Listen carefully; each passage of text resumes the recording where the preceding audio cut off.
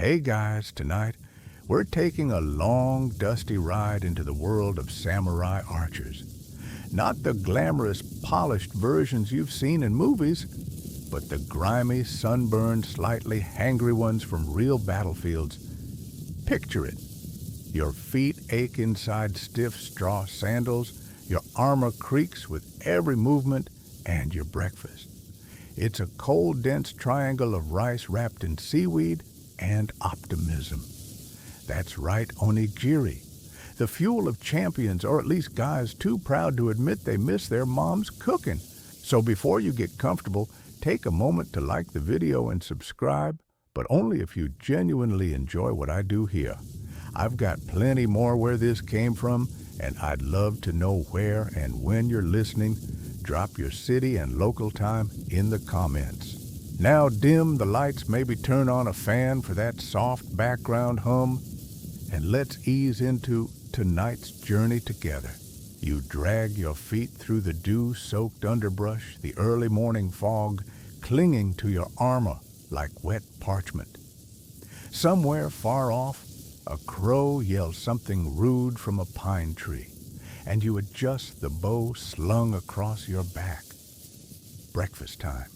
You reach into your satchel and pull out your onigiri cold firm and already slightly cracked along the edges. It's packed with pickled plum or maybe salted salmon if you're lucky. Mostly, it tastes like duty. This isn't some casual snack. This rice ball is strategy. It's wrapped in seaweed for preservation, packed by the castle's kitchen workers before you even mounted your horse. It's light, portable, and starchy enough to give you a few hours of energy while you crouch behind bushes and wait for the next ambush. It's also weirdly satisfying, like biting into a homemade promise that your belly won't start grumbling at the worst possible moment, like mid-duel. The other guys munch in silence, not because they're noble warriors of few words, but because talking with your mouth full of sticky rice is just a choking hazard waiting to happen. You hear one archer grunt approvingly at the chunk of pickled daikon in his. Another mutters about how his is dry as scroll paper. The important thing is, it's food. Food means function. You might think the samurai were too proud to stoop to packed lunches, but the truth is they were absolutely obsessed with practicality. Before setting out on campaign, they'd receive careful instructions on how to pack and preserve their rations. Soldiers in the Sengoku period weren't fed like lords. They were expected to carry their own food, often in waterproof pouches made of stitched animal skin or lacquered wood. And here's the kicker. Samurai archers weren't just warriors. They were walking supply puzzles. Every extra arrow meant one less mouthful of food they could carry. The bow took priority, sure, but without energy, even the best archer becomes just a guy with a fancy stick. So they leaned hard into efficient eats. You chew and look down at the remnants of the onigiri in your hand. It's slightly smashed from being stuffed under your chest plate, and it's picked up a few specks of dirt which you pretend not to notice. 5 more days until you reach the river stronghold. That's 5 more onigiri. And that's if no one raids the supply train. The rice itself is sticky and short-grained, perfect for molding and holding together. Historians still debate whether vinegar was added during certain campaigns to help with preservation, or if that's just culinary fan fiction. Either way, that slightly sour tang you sometimes taste might not be imagination. It might be ancient food, safety at work. A junior archer sneezes nearby, scattering a bird from a tree. You both freeze ears, tuned to the silence that follows. Nothing. Just the rustling of leaves and your stomach slowly digesting starch. The thing is, Food isn't just nutrition out here, it's focus, it's calm. It's the moment you're allowed to be human in between bouts of pretending to be unbreakable. You wipe your hands on a patch of moss and stand. Time to move. The path ahead winds through cedar groves and over muddy streams. It's going to be a long morning of scouting, and your legs already feel like wet rope. But at least your belly's not empty. That counts for something. A commander whispers instructions, something about an outcropping ahead where enemy scouts were last spotted. You nod and begin trudging again, boots squelching in yesterday's rain. And as you walk, you think back to a weird story an older warrior once told about a samurai who hid his last rice ball under a floorboard during a siege and ate it 3 weeks later, still intact. It's either a testament to ancient preservation techniques or a case of legendary indigestion. The sun finally cuts through the fog, and the forest floor glows in gold and green. You check your bowstring fingers, brushing the frayed edges. There's a lull, a peaceful moment where you almost forget this is a war campaign. You reach into your pouch again, just out of habit. Nothing left, just a whisper of seaweed and starch. You sigh, lick your fingers, and push forward. The morning isn't getting any shorter, and the forest isn't getting any friendlier. Far above, a hawk circles, probably looking for something to eat too. You envy its simplicity. Just grab and go. No rice to roll, no seaweed to wrap, no picky stomach to appease. Just instinct. But then again, hawks don't get onigiri. And right now, that puts you one bite ahead. You slip beneath a canopy of gnarled branches, your footsteps hushed against the mulch of fallen needles and damp soil. The air smells of wet wood and old rain. Your breath fogs slightly despite the sun, now teasing its way through the canopy. You pat the side of your satchel instinctively, just checking your rations. All you find is an odd-shaped bamboo tube, lacquered smooth and tied shut with string. You untie the knot and pop open the lid. Inside is a faintly sticky bundle wrapped in paper-thin wood shavings. It quivers slightly. You grimace, then smile. Natto. Fermented soybeans smelling like feet, tasting like commitment. Someone back at the supply camp thought this was a good idea.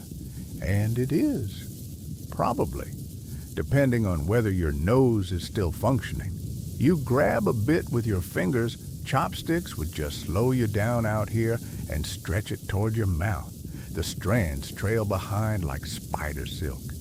Eating natto in the field is like chewing on a prank, but it sticks to your ribs, sharpens your focus, and weirdly enough, gives you just enough protein to keep your bow hand steady. The texture is stringy, the flavor an odd mix of salty and sour, like someone left miso in a sauna. Still, it's kind of brilliant. Fermented foods don't spoil easily, and natto in its bamboo tube is nature's weirdest little power bar. It doesn't require heating. It survives bad weather. It even looks like something a wandering monk might use to scare away bears. The guy marching beside you glances over, lifts an eyebrow, and shakes his head in disbelief. "You actually eat that," he mumbles. You shrug. "You actually still have eyebrows," you reply. It's true most warriors singe theirs off over cook fires. Battle's not always what robs your dignity. Sometimes it's your dinner. Back in the Heian and Kamakura periods, fermented bean paste was standard military fare. But during longer campaigns, especially in remote regions, whole fermented beans were carried in bamboo or ceramic tubes, sealed with wax or cloth.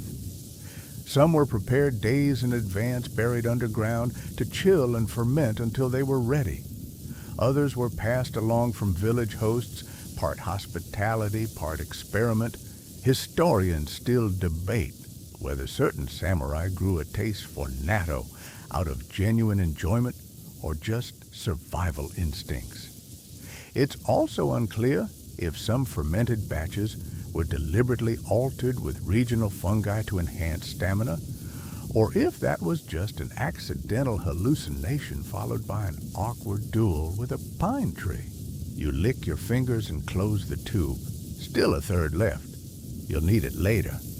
There's nothing worse than reaching for a food source you know you have, only to discover you already devoured it somewhere back at mile marker. No turning back. Around midday, your unit halts in a clearing. It's shady, cool, and full of biting insects that treat your ears like banquet halls. You sit on a flat rock, stretching your legs. One of the archers pulls out a little charcoal grill, more a glorified tin box with legs, and sets it on the ground. Someone else unpacks skewers. There's laughter, soft and rare. This part of the campaign has been surprisingly smooth. You watch them roast tiny fish they caught in a nearby stream. You dig out the last of your natto, give it a solemn nod of respect, and finish it with one final slimy slurp. This isn't the feast of daimyo lords or the dramatic battlefield banquets of kabuki plays. This is real campaign life where fermented soybeans can make or break a warrior's morale. You remember an older swordsman once joked that eating natto gave his arrows extra curve. He was probably lying, or maybe he wasn't. One of his shots did hit a helmet from 200 feet away after bouncing off a tree. You stretch your arms and roll your neck, listening to the creak of your shoulder joints like an old ship groaning in a storm. Lunch is over. The scouts return with word of a hidden ridge trail up ahead, possibly used by bandits or rival scouts. The map, scribbled into the dirt, shows a winding route barely wide enough for two men side by side. Back on your feet, you feel the weight of the bow across your back again. Your gut makes a sound, but it's not hunger, it's digestion. A good sign. A quiet victory. As you move, the forest thickens the trail, narrowing with vines and uneven stones. You begin to appreciate how useful bamboo tubes really are, not just for carrying natto, but water fire starters, even messages if necessary. Someone once told you a story of a samurai who smuggled love letters in a fermented bean jar. Risky move. The smell alone would have doomed that romance from the start. You duck under a low branch and sidestep a root. The sun has shifted. You've lost track of the hour. You pull a bit of cloth from your sleeve and wipe sweat from your neck. The sour tang of natto still lingers at the back of your throat, and strangely, it comforts you. Not every battle is won with sword or arrow. Some are won with the decision to pack beans that rot just enough to keep you alive. The guy beside you groans. Next time I'm asking for dried squid, he mutters, you chuckle. Next time you can carry the bamboo tube, your boots crunch down on gravel as the trail winds into open hills and your stomach finally settles into quiet obedience after the natto ordeal. The midday sun presses down, now bright and brutal, like an overzealous lantern at a poetry reading. You squint at the horizon. No smoke from enemy fires, no signs of movement. Just you, your bowl, and the slow-growing ache in your knees. That's when you smell its smoke. Not the enemy kind, but the delicious, slightly guilty kind. Someone up ahead has lit a fire. The scent is unmistakable, grilled meat, slightly sweet, slightly charred. You walk faster, curiosity piqued. What kind of fool lights a cooking fire on campaign? As you crest a low ridge, you spot the scene 4 warriors huddled around a flame skewers laid out across a rock and a small motionless shape roasting over the coals. Horse meat. You stop short. One of them notices you and waves you over. "Come on," he says quietly. "It would have gone to waste." And there it is. The unspoken truth every samurai knows, but rarely says when your horse dies on campaign and the terrain offers no other meat you eat. You mourn quietly, you whisper thanks, and then you survive. The practice is shameful, honorable, and disturbingly delicious, depending on how long you've been walking. You step closer, feeling the conflicted swirl in your gut.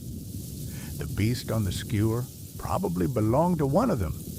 Maybe the big guy sitting with his back to the fire eyes, down lips pressed tight. He doesn't speak, just turns the meat with a piece of sharpened wood. The smell hits you again, and your body betrays your mind. Your mouth waters. It's not like the pork belly back home, nor the rich beef served at the daimyo's table. This is lean, gamey, earthy. You take a seat on a mossy stone and wait. One of them passes you a chunk wrapped in a leaf. You nod in silent thanks. You bite. It's tough, it's rich. It's not guiltless, but it's hot, and your belly says yes. You chew slowly, the smoke curling into your nose. The fire crackles, and the hillside buzzes with lazy summer insects. No one says anything. The quiet is louder than war drums. Historically, horse meat wasn't a typical menu item in Japan. Horses were too valuable. They were symbols of rank, of movement, of military might. But during long campaigns, especially in the remote mountain wars of the 14th and 15th centuries, pragmatism trumped sentiment. When no deer, boar, or fish could be found, the horses that collapsed from exhaustion or injury sometimes became emergency provisions. Historians still debate whether commanders officially permitted it or simply looked the other way. Some scrolls from the period suggest battlefield priests performed purification rites beforehand. Others claim warriors wept openly while roasting the animals that once carried them into glory. You glance over at the silent big guy. His face is unreadable, but the way he holds his piece of meat, reverent, almost ritualistic, tells you everything. This isn't dinner, it's an elegy. After a few bites, you wrap the rest in the leaf and tuck it into your pouch. Not because you're full, your stomach would welcome a whole roasted leg, but because the moment has passed. Eating too much of what was once yours feels like betrayal, or maybe just indigestion waiting to happen. The unit scout returns from the tree line. "Path ahead's clear," he says. No one rushes. The fire is stamped out carefully, coals buried under dirt. You rise and dust off your knees. As you start walking again, the silence stretches on. Eventually, someone breaks it with a joke about the horse having better flavor than the camp rice. It's not funny, not really, but you chuckle anyway. You think back to the stories of Mongol warriors, how they drank blood from their horses on the move, how their horses were both transportation and rations.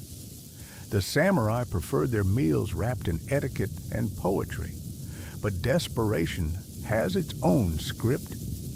Sometimes survival skips the ceremony. The trail ahead is narrow again, winding along a slope of loose stone. You place your feet carefully, your bow bouncing lightly on your back. There's a strange calm in your chest. Not joy, not sorrow, just quiet. Like you've stepped into a memory not fully yours. The guy beside you exhales deeply. "Do you think he named it?" he asks, eyes flicking back toward the big archer. You nod. They all do. After another hour of climbing, the landscape flattens. The tree line thins. In the distance, you spot the crumbling watchtower you've been aiming for since dawn. Just a husk of old stone and ivy now, but it's shelter. The group arrives in silence. Someone mutters about setting watches. Someone else builds a new fire from twigs and pine needles.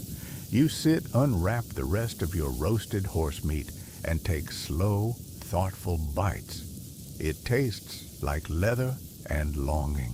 You close your eyes. Tomorrow, you'll move again. Tomorrow, you'll eat something else, hopefully something still walking the forest floor, not something once walking beside you. But tonight, under stars, you can't quite name, with ash on your hands and the taste of smoke in your mouth, you remember war doesn't ask for permission. It only asks if you're still standing. Your legs ache as you lean against the crumbling wall of the abandoned watchtower, the warmth of the fire barely reaching your toes. The sky overhead has gone from gold to deep indigo, and the night air now carries the sharp bite of mountain wind. You pull your robe tighter, but the real comfort comes from the steaming wooden flask in your hand's miso broth. It's not fancy, just cloudy liquid with tiny flecks of tofu and seaweed bobbing like sleepy swimmers. The flavor is earthy, salty, slightly sour. You take a sip, and it floods your mouth with warmth. You'd swear it even calms your heartbeat a little. Who knew battlefield stress could be soothed by fermented bean paste and boiled water? You glance across the fire at a young recruit practically hugging his own flask, eyes closed like he's drinking poetry. Miso might not seem like battlefield fare, but it's been a staple for centuries, carried in hardened cakes, mixed with dried ingredients and boiled on site. Think of it like the original cup noodle minus the cup or the noodles. There's something oddly intimate about drinking miso on a warpath. It's soft, humble, nostalgic, as if part of your soul still sits back in the family home, wrapped in tatami mats, listening to your grandmother hum while she stirs the pot. Except now your pot's a soot-blackened gourd, and your spoon's your pinky finger. The commanders nearby are hunched over a map, drawn hastily on parchment, muttering about the next village, the next river crossing, the next possibility of a rice stash. You focus instead on the steam rising from your broth. For now, that's the only map you care about, the one that leads from lips to stomach. One of the older archers stirs his flask with a twig and says, "Used to make mine with river mushrooms. Caught one once that sang before it boiled." The group laughs, half out of politeness, half out of fear. He's not joking. Historically, miso wasn't just soup, it was survival. Rich in protein, full of salt, which doubled as an electrolyte and easy to store in paste form. Samurai carried it in cloth-wrapped balls, hardened enough to survive a dropkick, yet soft enough to dissolve in boiling water. Some even claimed it helped with digestion, spiritual clarity, and mosquito bites, though that last one's still unproven. You slurp slowly. The broth coats your throat and fills your belly in a way that's both satisfying and disappointing. It's not a meal, but a pause between hungers. Still, it keeps you from feeling hollow. Someone tosses a pinch of dried kelp into their cup. Someone else adds wild scallions for flavor. You watch them and wonder why no one's written a cookbook called Guerrilla Gourmet Recipes from the Road to War. Probably because the first chapter would be called Boil Everything. A distant owl hoots long and low. You lean your head back against the wall, feeling the rough stone press into your scalp. Around you, warriors sip, chew, whisper, stare into the flames. It's strange how these little shared meals turn strangers into comrades. Not through grand speeches or bloodshed, but through the slow, silent acknowledgement of flavor. You remember hearing once that a famous general refused to drink miso broth during peacetime.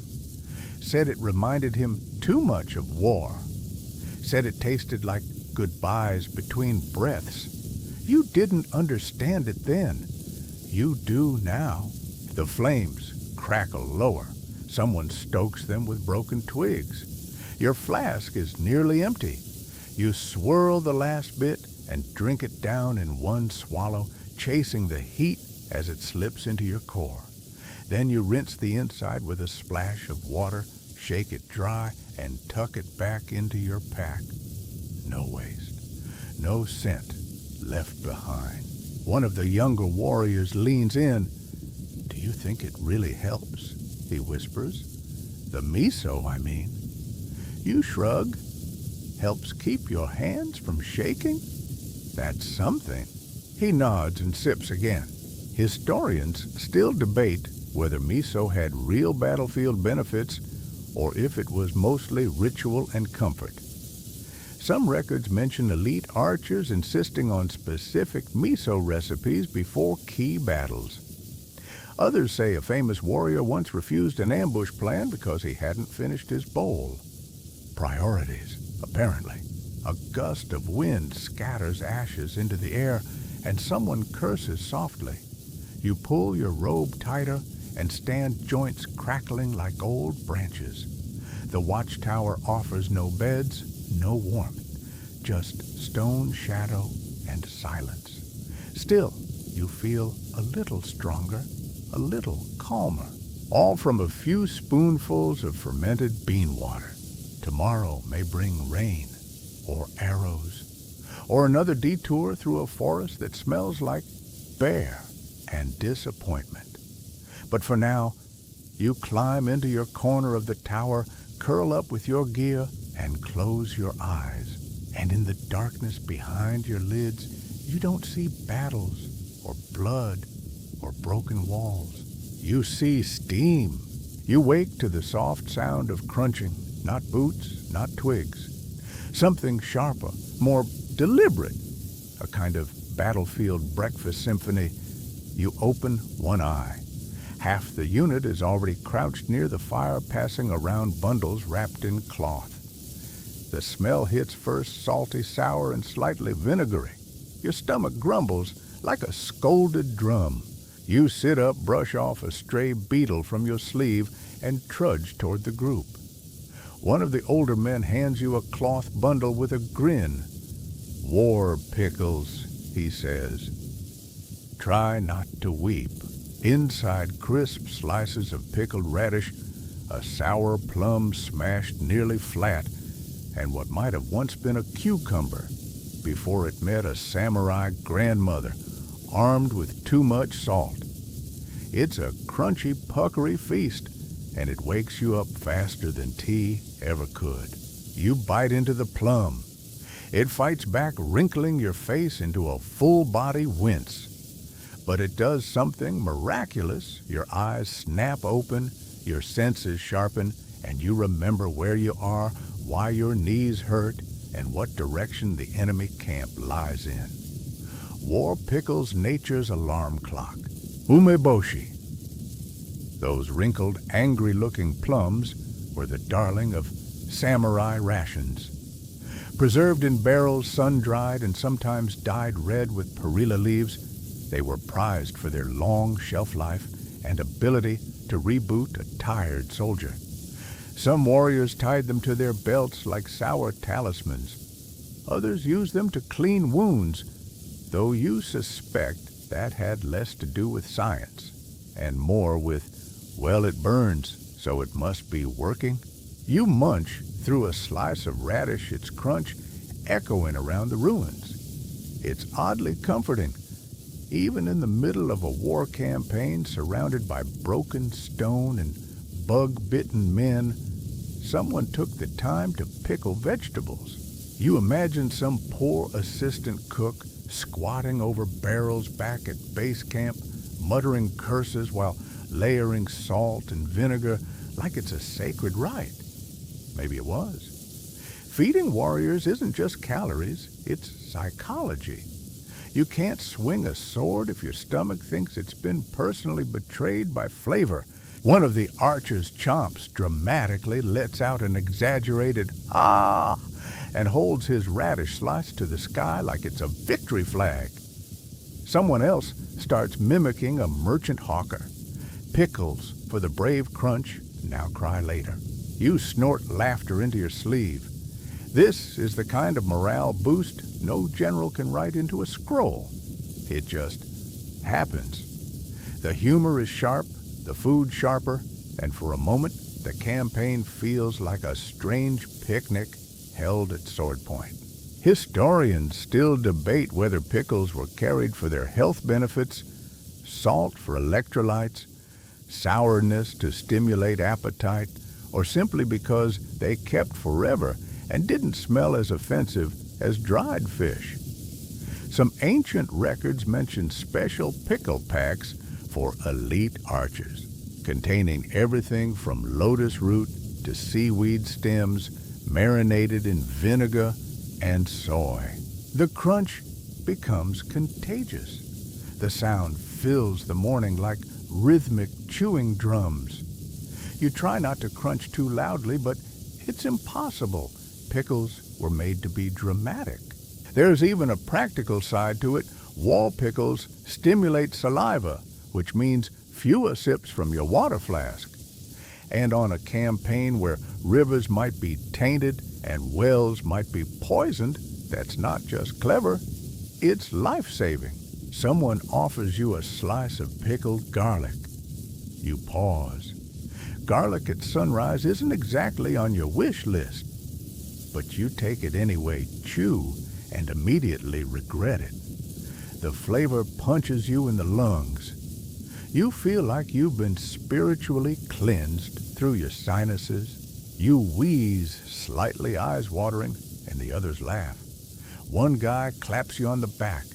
That'll keep the demons and your girlfriend far away. You're not even mad. It's true.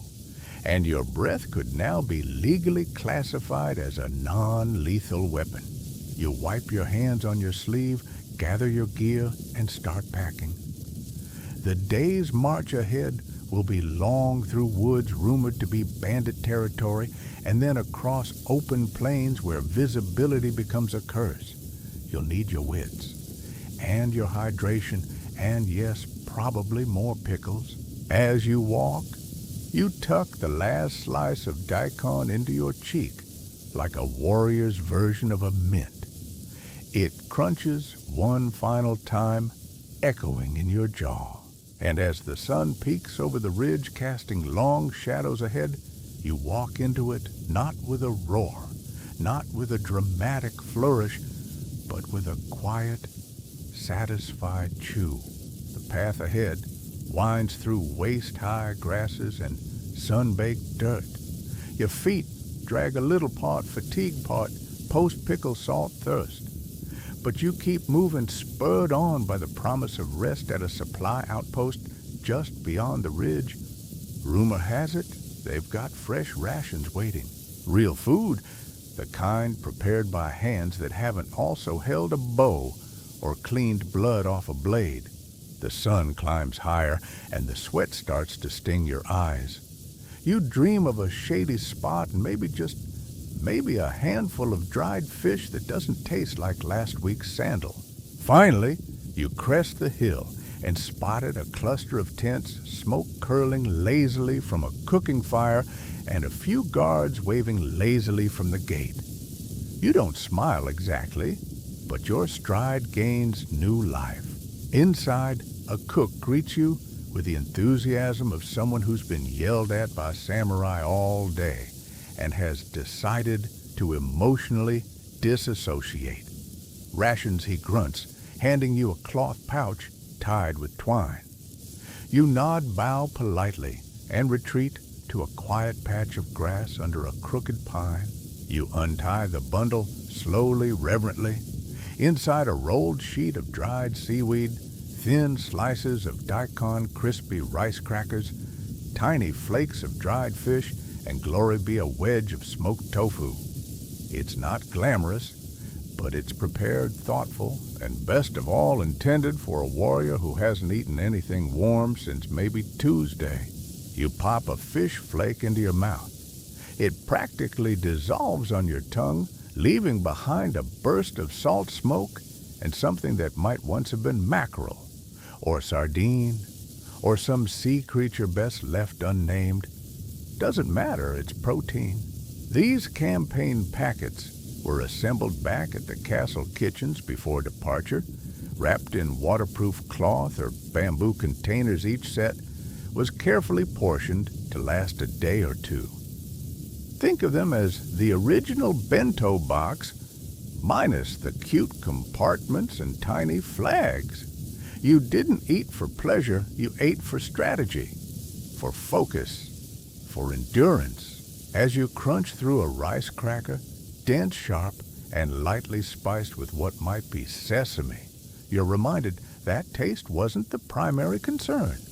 Texture was. Crunch kept you awake, kept your jaw moving, kept you from getting lost in the fog of war. You sip water, careful to ration it. The rice absorbs everything like a vacuum. Your stomach sighs audibly like a tired old man finally finding his favorite cushion. Around you, other warriors are doing the same, quietly unwrapping their bundles, nodding at the familiar contents, savoring what little variety still exists. Someone near you bites into their tofu wedge and winces. Spicy, they mutter, eyes wide. You take a bite of yours. It's smoky, chewy, and definitely has a pepper kick. Probably intentional. Spicy foods were sometimes included to warm the blood and wake up the senses. Also, they distracted you from thinking about where that tofu had been stored for the past 5 days. You stretch out on your back, eyes squinting at the swaying branches above. The meal has filled your belly just enough to ward off complaints, but not enough to lull you into a nap. That's the goal. The castle cooks knew their audience. Historians still debate just how personalized these field rations were. Some records mention clan leaders requesting certain ingredients for their elite archers, like dried mushrooms or sweet beans, while foot soldiers got the standard whatever we could dry and stuff into cloth package. There's also the tale of a cook who supposedly snuck a love note into a rice cracker for a samurai she admired. He bit into it mid-battle, choked, and had to be resuscitated by a bewildered monk. True or not, you now chew a little more carefully. You pack away the remaining bits, 2 fish flakes, half a cracker, and a chunk of tofu to save for tonight. It's a veteran trick. Never finish your ration in one sitting. The battlefield doesn't care about your dinner plans. One of the older warriors pats his belly and says, "They used to give us millet and dried gourd. Now we get tofu and seaweed. Spoiled we are." Everyone laughs mostly, because the idea of being spoiled on tofu makes the world feel briefly absurd. You dust crumbs from your fingers and rise. The commander's voice echoes across the outpost, a quick meeting before you push forward. You shoulder your gear and walk your pouch now slightly lighter, your energy a shade stronger. Behind you, the cook collects empty wrappers and sighs. You nod to him. "Best fish flakes I've had in days, you offer." He smirks. That's because they're actually dried mushrooms. "You freeze?" He shrugs. "Still protein, right?" You nod slowly and walk away, chewing thoughtfully. Honestly, tasted better than half the fish you've had this month. You leave the outpost behind just as the afternoon sun begins its slow tumble down the sky. The shadows lengthen and your unit fans out across a rocky slope, eyes alert, bows at the ready. The terrain here is open bad for hiding, worse for ambushes. Your fingers itch against the grip of your weapon. Then unexpectedly, a voice behind you says, "Drink this before we see trouble." A canteen is shoved into your hands, cool to the touch, tightly sealed. You glance at the archer who handed it to you. He winks. Sac. Just a little. You blink. Rice wine. Now. But sure enough, when you unscrew the cap and take a sniff, there's the unmistakable aroma. Sweet, sharp, and slightly earthy. You hesitate for a moment, then sip. It slides down smooth and fast, warming your chest like a tiny fire lit behind your sternum. You let out a low breath and feel looser, more alert, like someone just oiled the gears in your brain. This isn't drunkenness, it's ritual. The pre-battle sake tradition is one part courage, one part camaraderie, and one large part carbohydrate boost. A few sips won't dull your senses. They'll just remind your body it's still alive. You pass the canteen to the next warrior who drinks with a grin and mutters, "To clean hits and not peeing our pants." Toasts are whispered, not shouted. Laughs are hidden behind sleeves. But the warmth spreads. It wasn't uncommon for samurai to carry small flasks of sake on campaign, not for partying, but for moments like this. Ritual sips before dawn patrols, a splash poured out for a fallen friend, or the silent swig shared between two archers just before entering a forest where no one returns with all their limbs. Sake was portable fuel-fermented rice water and thyme. Some types were aged in ceramic bottles, sealed with wax. Others were hastily brewed from boiled rice mash and yeast left in barrels beside the campfires. Did it all taste great? Not remotely. But when your nerves are vibrating at the same frequency as your bowstring, even terrible wine can feel like a blessing. You remember hearing about a daimyo who swore he wouldn't attack unless he'd first sipped sake in front of his troops, said it calmed the gods and made his aim truer. Another scroll mentions archers dipping their arrowheads in rice wine before battle for purity, or intimidation, or just because it made their arrows smell slightly better than their armor. Historians still debate the true function of sake on campaign. Was it a morale tool? A form of spiritual cleansing? A placebo with a hangover? Probably little of each. One thing's for sure, it turned groups of tired men into something that felt for a moment like a brotherhood. The flask comes back around. This time, you only pretend to sip your head's already warm enough, but you hold it a beat longer, letting the scent curl into your memory. There's something sacred about shared discomfort made slightly more bearable by taste. You wipe the lip of the bottle with your sleeve and tuck it into your pouch. The terrain shifts again, less rock, more grass. A good place to set up camp. Scouts fan out bows at the ready.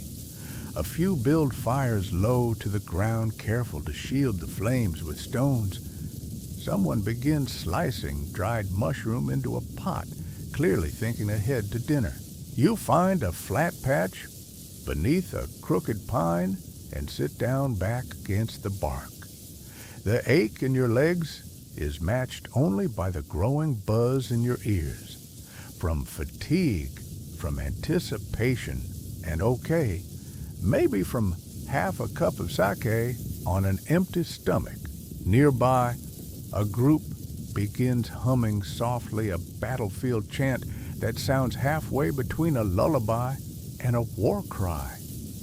You listen without joining, just letting the vibration roll across your skin.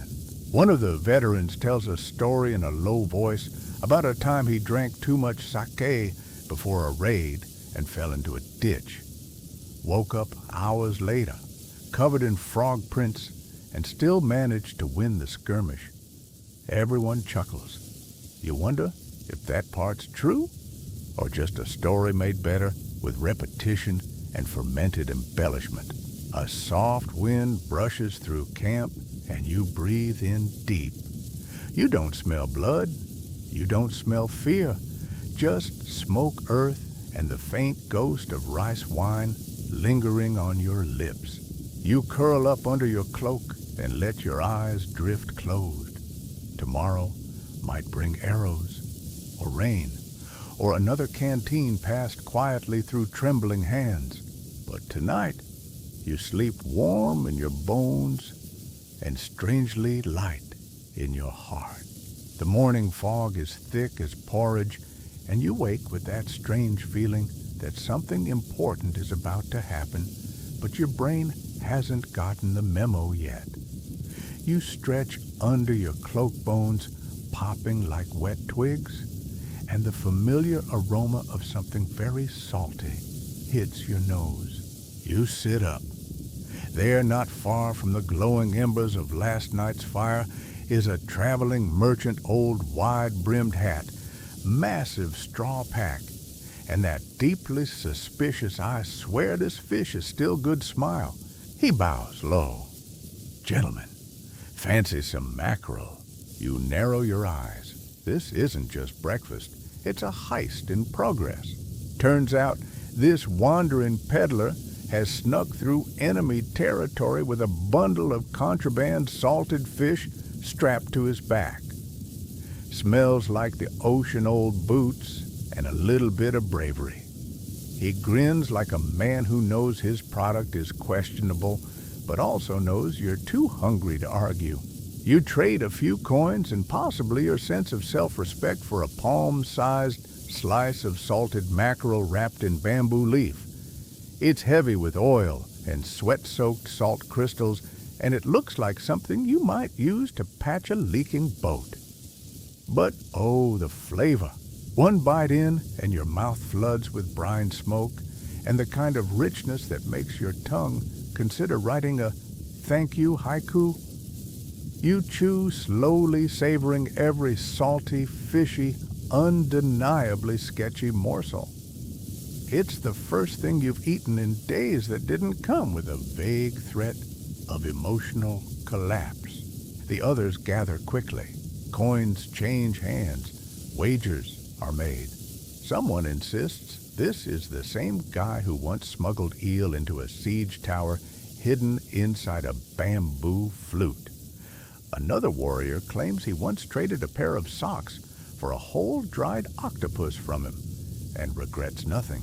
Salted fish wasn't just a delicacy on campaign. It was currency. Preserved carefully in brine, dried in the sun, and sometimes smoked as slabs of ocean protein were precious. Light to carry, full of fat and flavor, and blessedly free of the chewing effort required by dried meat or old rice crackers. Plus, the salt kept warriors hydrated, if only because it made them guzzle water, like desert camels. Historians still debate how merchants like this one made it through enemy lines. Some think they bribed guards. Others believe they had secret passage maps.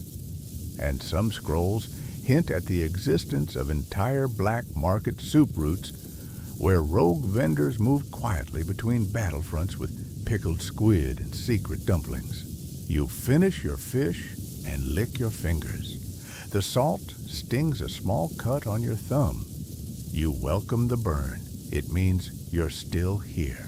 As the merchant repacks his wares and slips away like mist into the trees, you glance at the empty bamboo wrapper in your hand. It smells of smoke and survival. You tuck it into your pouch, unsure why. Maybe as proof. Maybe as a reminder that sometimes luck smells like fish. The commander calls out, Move in 10. You rise your limbs a little looser, your thoughts a little clearer. Behind you, the men chatter and laugh, debating who got the best cut. One archer claims his had less crunch, which is definitely not something you want to hear about fish. You sling your bow across your back and glance once more toward the trail the merchant vanished down. He'll be gone now, off to another hungry camp, another early morning exchange where salt meets steel. You start walking, the tang of mackerel still clinging to your teeth. The wind picks up, rustling the trees with a sound that reminds you of waves. For a second, you imagine you're far from the battlefield on a quiet coastal cliff, barefoot full. But then someone ahead stumbles on a root, swears loudly, and the illusion breaks. Back to the mud, back to the mission. But this time, your belly's full of fish, and your pouch smells like hope. The trail climbs higher, now winding into a landscape less like a battlefield and more like a bad dream painted in shades of gray. Twisted pines lean at odd angles. Mist curls low across the mossy ground. Somewhere in the distance, a crow caws in a way that feels personal. You tug your cloak tighter and mutter to yourself, "Fantastic day for a light snack and an existential crisis." But there is no light snack. You check your satchel empty, except for a stray rice flake and that one weird acorn you picked up by mistake yesterday. Hunger gnaws slow and steady. The salted fish from earlier is a fond memory, now reduced to a scent on your fingers and a phantom burp that somehow still tastes like betrayal. The unit's progress slows. Fatigue hangs in the air like damp laundry. You can hear it in the boots dragging behind you. You can feel it in your own joints, like your knees have started protesting the war effort. And then someone says, "We're out." You blink. Out of what? Food. You stop. Your stomach agrees. It's not a gentle suggestion, it's a scream, muffled by politeness. Desperate times call for terrible culinary decisions. The archers start spreading out, foraging for anything remotely edible. And this, dear listener, is how you come to find yourself crouched in the woods, frying crickets over a tiny twig fire and hoping nobody writes this down in your heroic biography. Crunch. The first bite is surprisingly okay. Nutty earthy, a little bit popcorn, a little bit regret. You chew slowly, eyes darting toward the tree line like someone might burst out and say, "Aha, gotcha. Not a real samurai. Too late." You're now officially a bug snacker. Nearby, someone's peeling bark off a pine tree, sniffing it like it might confess a hidden flavor. Another warrior is gently roasting moss. Someone else is holding up a beetle like a jewel, debating the ethics of dinner versus dignity. This isn't a joke. This is campaign starvation, an all too real part of long marches. During brutal winters or extended siege campaigns, food lines broke down and the samurai were forced to eat what the forest offered. That meant insects, roots boiled, bark moss, scraped from stones, and in one grim legend, dried horse dung, mistakenly mistaken for mushrooms. Spoiler, no one survived the soup. Historians still debate whether these foraging methods were officially taught or if they were simply desperation electives.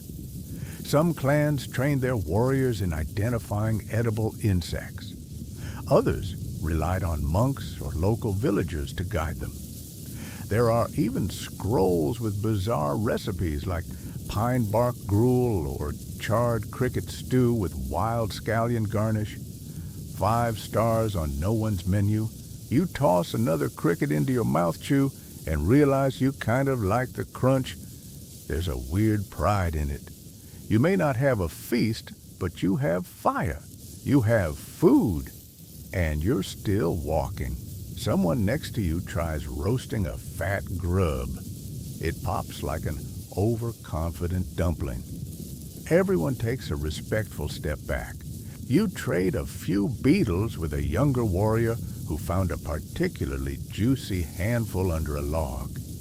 It's the first time you've bartered in bugs, and you pray it's the last. But there's laughter in the exchange, and that alone is nourishing in its own way. As dusk falls, the unit regroups with dirty hands and pockets full of questionable protein. You sit around a shallow fire pit and share your forest findings like eccentric gourmets. Someone swears the ants they ate were lemony. Someone else claims the bark gave them a headache shaped like a triangle. You just nod, still licking your fingers and pretending it's seasoning. There's no shame in survival. Not here, not anymore. You lie back, stomach not exactly full, but at least no longer howling. The sky above is scattered with stars cold and distant. A cricket chirps in the bushes nearby. You grin. Run, you whisper to it, before I get hungry again. The next day brings something you haven't felt in a while, luck. Real, actual, edible luck. It arrives in the form of a gently burbling stream and a cluster of low, leafy trees that whisper promises of firewood shade, and if you squint just right, dinner. A break is called, not the urgent kind where everyone still eats standing and your rice ball has to dodge incoming arrows, but a real one, the rarest kind, the kind with fire stories and skewers. You toss your satchel on a flat rock and head to the stream. There, twisting lazily in the water like shy snakes, are river eels, long, slippery, slightly smug. You and two others wade in boots squelching in the mud and begin what can only be described as an incredibly undignified hunt. You slip once, twice. Someone gets slapped in the face by an eel tail and vows revenge. Eventually, though, you catch two fat ones. You hold them up triumphantly like you just won the weirdest fishing tournament ever. Back at the fire, someone's already chopped down a few bamboo shoots and whittled skewers. You slice the eels open, clean them with water from your flask, and rub them with a pinch of salt scavenged from the bottom of your pouch. Then on to the fire they go. The smell is everything. Smoke, char, oil sizzling down into the flames. Your stomach reacts instantly, sending a jolt of pure hunger through your spine. It's not a grand feast, but it's hot, and it's yours. The eel crisps at the edges, skin curling just slightly, meat firming into something that looks like hope and tastes like survival. You bite. It's chewy, slightly sweet from the smoke, rich with natural oils, and okay, a little gritty because someone dropped it on the ground for a second, but hey, nature's seasoning. Around the fire, the others are doing the same, roasting, chewing, sighing with satisfaction. The mood lightens. Someone pulls out a flute made from deer bone and starts playing a wandering melody. Someone else hums along. You chew slower. Historically, roasted eel was a battlefield luxury. It wasn't always available, but when caught, it provided dense calories, healthy fats, and the illusion that life might someday return to normal. Samurai believed eel gave stamina enough to draw a bow even when your arms felt like boiled noodles. Some lords even made eel hunting a formal duty during prolonged campaigns. Historians still debate whether this was brilliant delegation or a passive-aggressive way to say, you're not fighting today, so go fish. You take another bite. There's a bone in it, but you work around it. You're too content to be annoyed. A breeze rustles the trees above you, and for a fleeting moment, the fire's glow makes the battlefield feel like a festival. You lean back on your elbows and watch the sparks float upward like tiny spirits. Someone next to you uses a skewer to point at a cloud and says it looks like a rice cracker. You laugh. Maybe it's the heat, maybe the eel, maybe just the relief of a full belly, but this feels like one of those memories that will stick longer than most victories. A young archer next to you asks, "Do you think eel really helps your aim up?" You nod seriously, mouth full. Definitely. This morning, I missed a tree from 10 feet. After this, that tree's getting it. Someone chuckles. Someone else tosses a half-eaten tail to a stray dog lingering at the edge of camp. The dog devours it and then flops down like it too has survived its own personal war. You save the last bite, wrap it in a leaf, and tuck it away. Not because you're still hungry, but because good food on campaign is like gold. You hoard it, you protect it, and if necessary, you lie about having it. As twilight creeps in, the fire dims, and the flute song slows to silence. You wrap your cloak around your shoulders, lick the grease from your fingers, and settle into the warmth of your own fatigue. Tomorrow you might eat roots again, or bark, or something that looked better before it started wiggling. But tonight, you had fire, you had eel, you had a skewer, a story, and a sky full of soft stars. And that's enough. You wake to the scent of something thick, something grainy. It's not the sweetness of roasted eel or the sharp punch of war pickles. It's more like wet cereal with trust issues. You sit up, rubbing your eyes. The camp is already stirring warriors, yawning, stretching, grumbling into their sleeves. At the edge of the campfire, a large iron pot bubbles like it's trying to explain its feelings.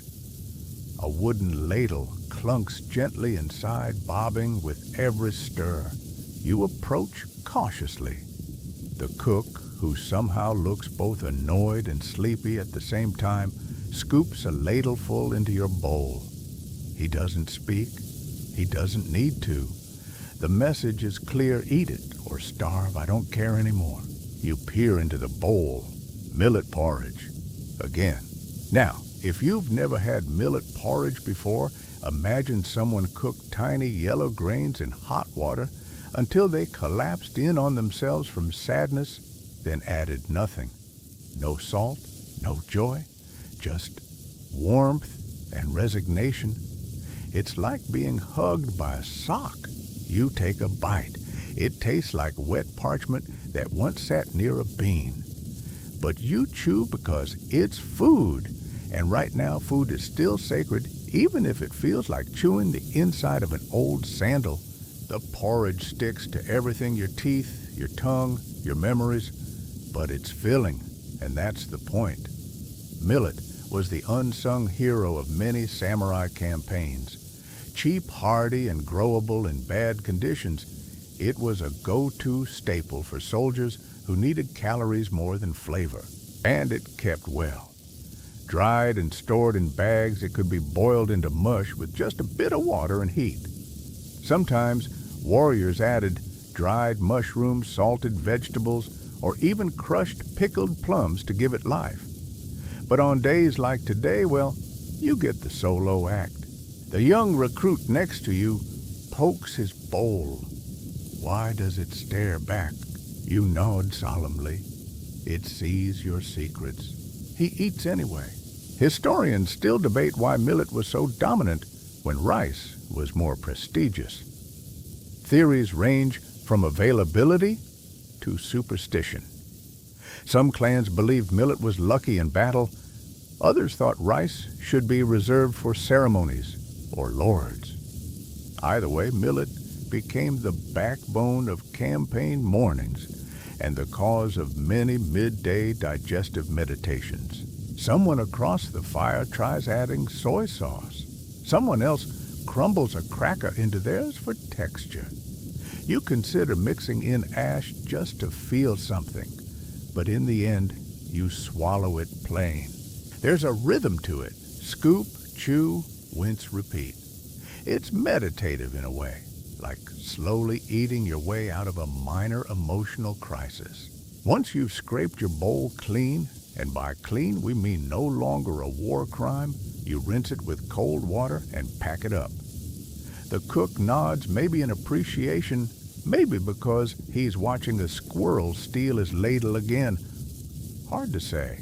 The unit regroups. The terrain ahead will be rocky and steep, another pass between ridges that everyone insists is not as bad as the last one, which is historically always a lie. But you feel stronger. Your body's fueled. Your belly is lined with a thin but determined layer of grain glue. And your morale wobbling like a half-cooked rice cake, but still upright. You fall into step beside the other's shoulders, bumping occasionally as the path narrows. No one speaks much. Millet mornings tend to quiet the soul. You hear the wind pick up, rustling through the pines like whispers. You spot a hawk overhead, riding the thermals with that smug, I don't eat porridge energy. You resist the urge to challenge it to a duel. As the climb begins, your legs protest, but your stomach holds firm. The porridge may have tasted like damp ambition, but it's giving you fuel. You can feel it, like you've been lightly bricked up from the inside. Later, someone will joke that millet porridge was the true armor of the samurai, not because it protected the body, but because no enemy would ever suspect someone who eats it willingly. You smile at the thought and climb. You're halfway up the rocky trail when you first hear the grumbling, not from your stomach blessedly, but from the commander's. Voices low and sharp, carrying just enough edge to make you slow your pace and eavesdrop like a true professional. They should have arrived yesterday, one growls. No word, no sign, not even a pigeon, another snaps. If they got lost again, I'm personally sending them back as soup ingredients. You squint toward the ridge line. No rice carts, no supply porters, just you, your dusty boots, and the growing suspicion that dinner tonight will be brought to you by nothing at all. You sigh. Of course, the supply lines, the mythical creatures you never see but depend on like children on invisible parents. And when they fail, you feel it in every bone and belly cell. The other warriors begin to murmur too. Weren't we supposed to get barley cakes? Someone says, hope barely clinging to the word. And dried squid, another adds, voice cracking from emotional dehydration. You stop near a flat rock and sit the weight of your gear pressing down like bad news. The trail is quiet. Too quiet. Even the wind seems like it's holding its breath, waiting to see if rice barrels are about to roll over the hill, or if you'll be chewing moss again by nightfall. Historically, battlefield supply chains were delicate things. Wagons laden with rice miso pickles, even sake and ink-stamped ration slips were expected to follow behind the army like ducklings. But terrain weather enemy ambushes, or good old-fashioned incompetence, meant delays were common. And the samurai trained to fight, not forage, often found themselves rationing scraps or bartering for food from terrified villagers. You lean back, eyes closed, listening to your stomach compose a protest song. It's surprisingly catchy.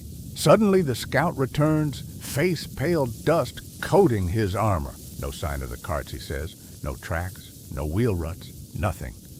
The commander stares, jaw tight. Everyone gets quiet. Then someone mutters, guess it's time for ration math.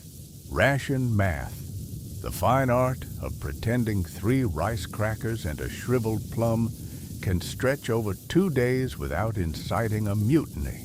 You open your pouch and take stock. Half a cracker, a crumb of seaweed, and a single dried persimmon pressed flat like it gave up halfway through being a fruit. You nibble it, sweet, slightly fermented. It tastes like something that used to know what joy was, but it'll keep you upright for another mile, maybe 2. Nearby, someone's dividing a pickled daikon slice into quarters. Another warrior is shaving dried kelp onto a leaf with the intensity of a jeweler cutting diamonds. A third is staring longingly at a pine cone. You stop him. Not yet, you whisper. Historians still debate whether the logistics officers in these campaigns were geniuses working against impossible odds, or just people who constantly underestimated how much rice a hangry samurai could eat in one sitting. Some records even describe elaborate ration plans, coded symbols for ingredients, and emergency ghost cards meant to appear in critical moments. Others suggest the opposite, that supply was little more than hope wrapped in bamboo. And the real miracle was that anyone made it to the next battle with their shoes still on. You shift your weight, chewing slowly on the persimmon like it might unlock a secret power. It doesn't. But it does distract you from the hollow thrum echoing through your chest. The commander finally speaks. Camp here tonight. Scouts will sweep the western pass. If we don't find the carts, we move at dawn lighter than before. Everyone understands what that means. You carry less, you eat less, you move more, and if nothing changes, well, you start making friends with beetles again. Still, there's a kind of defiance in the way the warriors arrange their camps. Fires are built. Stones are arranged in a circle.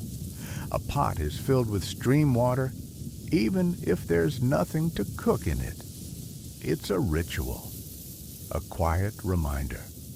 We're still here. You sit near the fire warming your hands. Someone passes you a thin sliver of dried mushroom, probably the last one in the camp. You chew it slowly, letting it dissolve like a secret between molars. And as the sky dims and the first star appears, your belly may be half empty, but your will still ironclad. Because if there's one thing this march has taught you, a hungry samurai is still a samurai.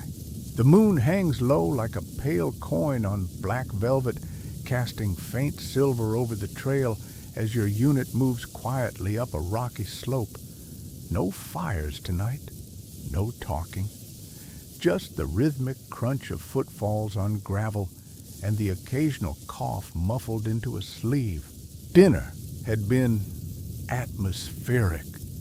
You chewed half a kelp strand like it was the last note in a song and washed it down with a swallow of stream water so cold it made your teeth ache. A delicacy of air and imagination. Now, under cover of darkness, you march toward what your commander calls a temporary position of strategic elevation, which in simpler terms means rocky cliff with no toilets. But there's a quiet beauty to the night. The stars burn sharp above you. The wind rustles gently through the leaves, and nestled in your pouch is a single dried persimmon you didn't eat earlier. You've been saving it for a moment just like this. You slip it out, unwrap the thin cloth, and take a bite. It's sweet, soft, and chewy, like old velvet soaked in sun. Your teeth sink in, and memory rises up home, a warm veranda, your mother laughing as she hung them in strings from bamboo poles. Back then, persimmons were autumn's joy. On campaign, they're luxury disguised as survival. They store well, don't bruise, and contain just enough sugar to fool your stomach into believing something good just happened. You nibble slowly, watching the moonlight flicker across the tree canopy. This is your banquet. No plates, no fanfare. Just you and the soft crunch of dried fruit under a sky full of gods who, frankly, haven't pulled their weight in the sending food department lately. One of the younger archers walks beside you. "You saved a persimmon," he asks, voice just above a whisper. You nod. "My secret weapon." He raises an eyebrow. Against hunger, you grin. Against despair, he laughs one short, quiet reel. This is the moon banquet, not the formal one from poetry scrolls where nobles sip sake and compose haiku about plum blossoms. No, this is the archer's version perched on the side of a cliff, gnawing dried fruit, whispering jokes into the dark like you're afraid the forest might be listening. Historians still debate whether samurai deliberately scheduled quiet moments under full moons to boost morale, or whether warriors simply made these moments happen because they had nothing else left to offer. Some records suggest commanders handed out moon sweets before risky maneuvers. Others believe these offerings were informal, shared from personal pouches passed hand to hand like little edible blessings. You glance back at the others. Some sit with backs to trees, heads tilted up at the stars. Others lie flat on the dirt, chewing slowly, their silhouettes bathed in soft silver. You realize, with a strange warmth, that you're all pretending this is a celebration, even if the only thing you've conquered tonight is your own stomach. A breeze kicks up, carrying the scent of pine and cold earth. You pull your cloak tighter and shift your bow across your lap. The commander gives a hand signal, "Rest here, wait for the signal scout at dawn." You nod, ease into a crouch, and try not to think about your legs turning into wood. The archer next to you sighs. "Think the supply cart's just gone forever." You consider. Maybe it turned around and opened a tea shop. He chuckles. "Better not be serving my rations to someone else." The sky darkens further, the stars sharpening like tiny knives. You chew the last bite of persimmon, slowly letting it coat your tongue with sweetness. Then silence settles over the hilltop like a blanket. No orders, no movement. Just the moon, the wind, and your breath, slow and even. You close your eyes and listen to the rustle of leaves, the whisper of sleep coming on like a tide. You feel full not of food, but of something softer. Solidarity, quiet resilience, the knowledge that while you're scraping the bottom of your pouch, you haven't yet scraped the bottom of yourself. You wake before dawn to the sound of something sloshing in a pot. It's not the gentle, cozy slosh of breakfast miso, or even the ominous bubble of millet despair. No, this one is different, thicker somehow, hesitant. Like the stew itself isn't entirely sure it should be eaten. You sit up, eyes heavy, breath fogging in the chill. The camp is still hushed, lit only by the ghost pale blue of early morning. And there by the fire, crouched like a man trying to reason with a curse, is the cook stirring a pot with the focus of someone both hungry and deeply suspicious. "What is it?" someone finally asks. The cook pauses, shrugs, and says, "The 3 most unsettling words in the Japanese language, we'll find out." You drift closer. The smell is not bad, but not good either. A little like boiled leather wrapped in secrets. You peer inside. Floating in the broth are chunks of something vaguely root-like, slivers of something bean-adjacent, and a handful of dried mushrooms that resemble old eyebrows. You ladle a portion into your bowl, squint at it, and take a small, cautious sip. It tastes like stew. Uninspired, underfunded stew. But also comfort, warmth. A thin veil of normalcy draped over the chaos of campaign life. You take another sip, then a larger one. Across the fire, someone else is chewing, slowly looking sideways at the commander. He ate it first right. The cook sighs. Of course. He's still standing. That's the rule. Welcome to the ancient art of camp chow testing, the unsung job of every military campaign, where someone, usually a junior officer or the least-liked cook, tries the meal first. If they live, everyone eats. If they don't, well, that's one way to cut rations. This system, surprisingly efficient, wasn't just superstition. Poisoning wasn't common, but paranoia was. With enemy spies, tainted supplies, or just rotten ingredients lying in wait, a taster was insurance. Samurai didn't fear battle, but a suspicious bowl of stew. That's enough to make any hardened warrior reconsider his life choices. Historians still debate whether the official food taster role was ceremonial or practical. Some scrolls describe formal tasting procedures, bowing to the bowl, reciting a short poem, waiting exactly 10 minutes for signs of collapse. Others mention unlucky foot soldiers just being handed a spoon and a worried look. You finish your bowl. Your tongue tingles a little, but that might just be the mushrooms being dramatic. The wind picks up ruffling cloaks and stoking the flames. Around you, bowls clink softly, and silence gives way to small conversation. Someone tries to guess the root used in the stew. Someone else claims it's the same plant used to dye armor cords, and now they're about to dye in matching hues. You chuckle and stretch. The food is holding. That's what matters. One warrior pulls out a tiny paper packet and sprinkles something over his bowl. You raise an eyebrow. He shrugs. Dried chili. I carry it for emergencies. You nod in respect. That is battlefield luxury. Another reaches into his pouch and retrieves a sprig of pickled ginger, placing it delicately atop the broth like he's opening a fusion restaurant under siege. Improvisation is the soul of campaign cuisine. You start to feel warmer, more focused. Your limbs loosen. Your breath evens out. The stew may have had the personality of wet socks, but it's food, and food at this stage of the march is identity.